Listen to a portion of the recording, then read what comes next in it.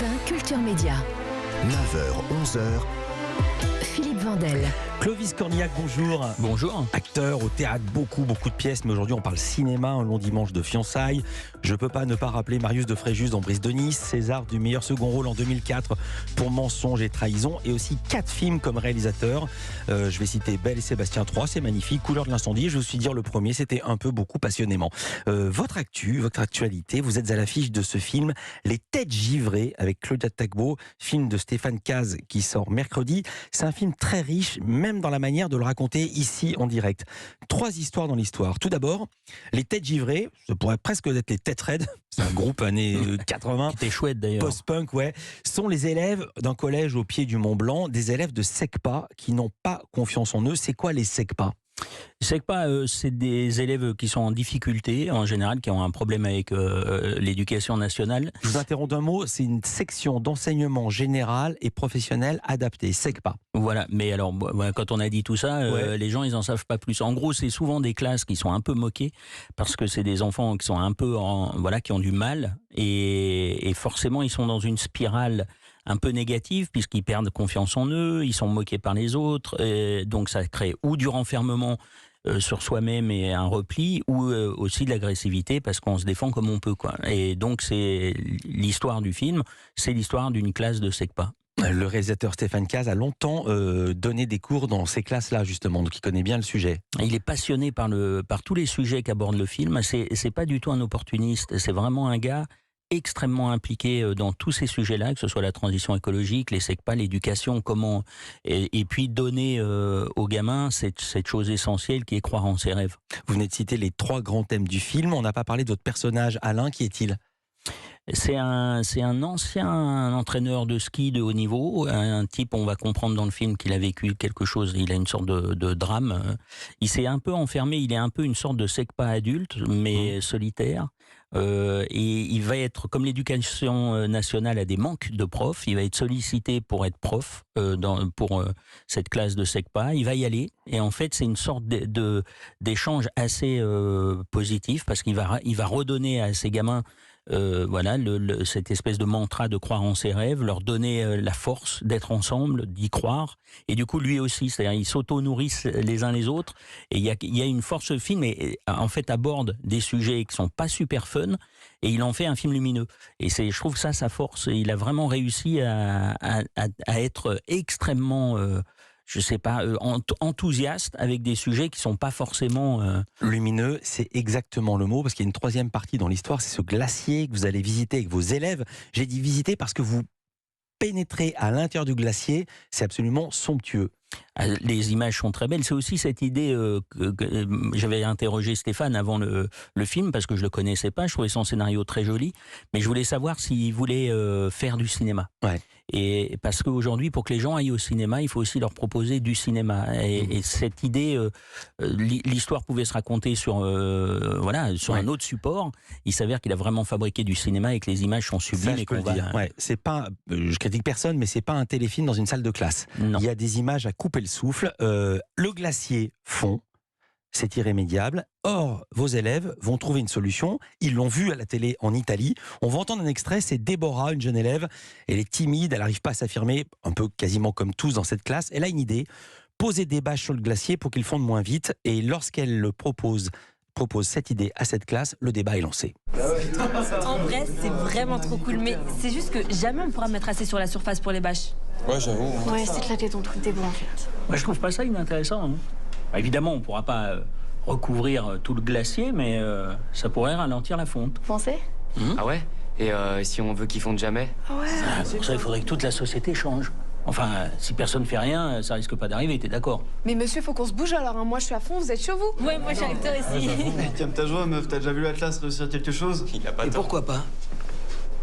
Qui aurait pensé que toi, Siméon, tu grimperais comme ça pendant des heures sans râler et sans moto ?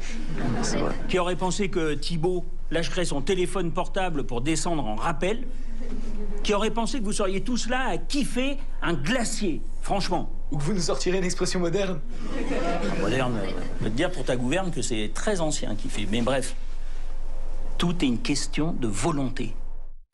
Vous avez vraiment rencontré un prof de SECPA justement qui vous a inspiré, vous êtes allé le voir en classe? Alors, il n'est pas prof de SECPA particulièrement, mais c'est ce Vincent Fayet, je recommande à tout le monde, et notamment aussi je sais pas, aux professeurs qui nous écoutent, de lire ses bouquins, parce que j'ai vu sa classe, j'ai vu comment il travaillait.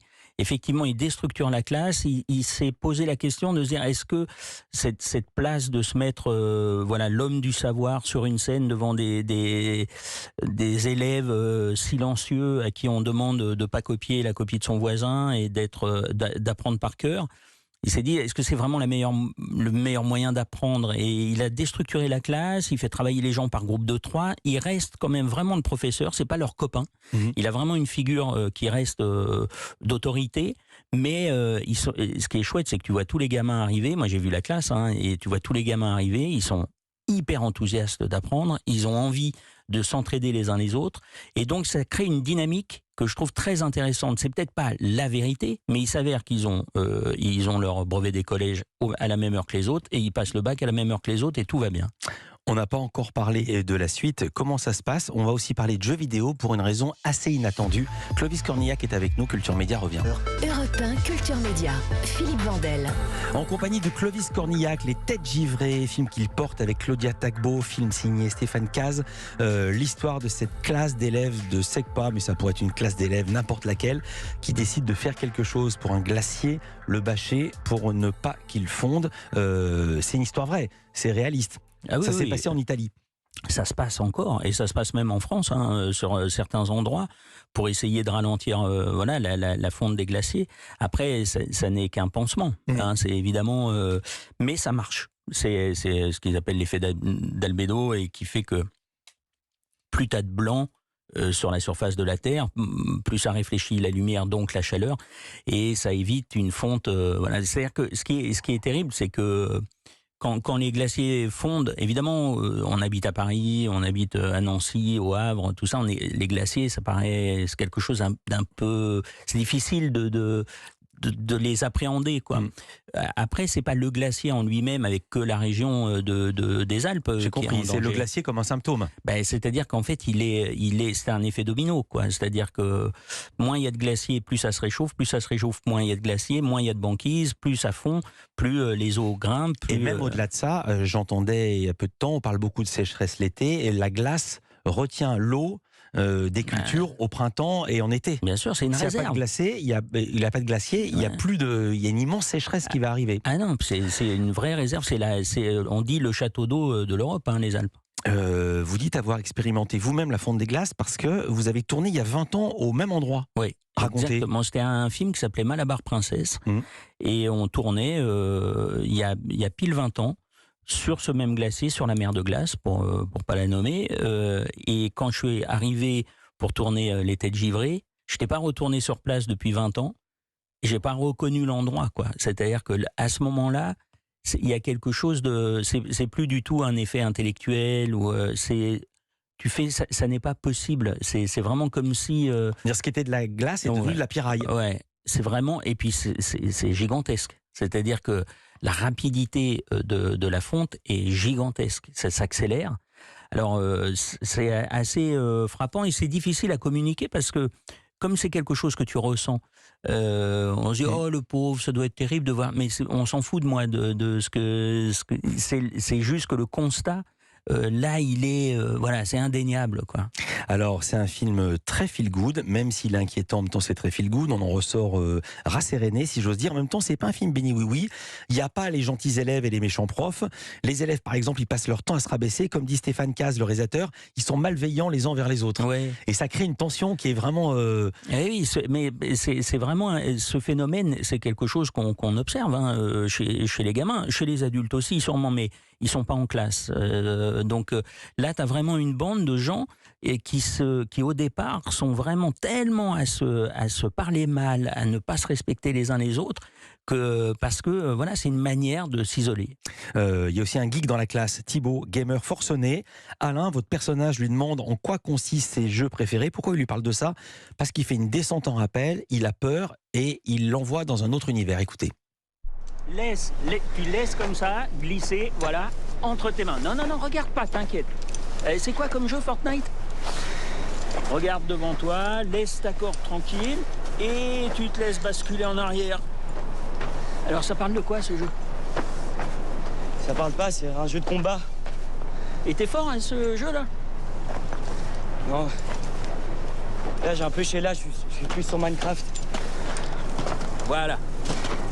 Hé hé, super. Et c'est quoi ce bazar encore, Minecraft? C'est un jeu où on construit des mondes. Pourquoi, il te plaît pas le tien? Si, mais il est déjà construit. T'es sûr de ça? En fait, t'es un combattant, et puis t'aimes construire des mondes. Et ben maintenant, t'as plus qu'à le faire dans la vraie vie. Voilà. Tu vois. Et alors, je le disais, il y a le travail de l'image qu'on voit à l'image, et même là, on entend le travail du son, puisqu'on entend la grotte, le glacier qui résonne. D'une certaine manière, on va parler, même pas d'une certaine manière, on va parler de jeux vidéo, toujours avec Clovis Cornillac. Culture Média continue. Voici pourquoi je voulais qu'on entende cet extrait. À tout de suite.